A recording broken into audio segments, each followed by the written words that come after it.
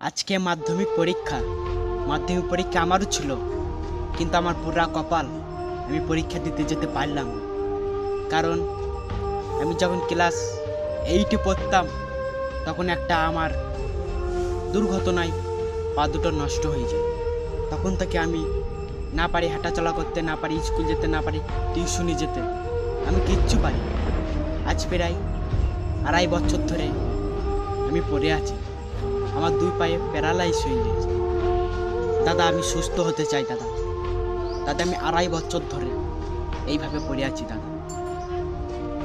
আমি হাঁটাচলা করতে পারি না দাদা।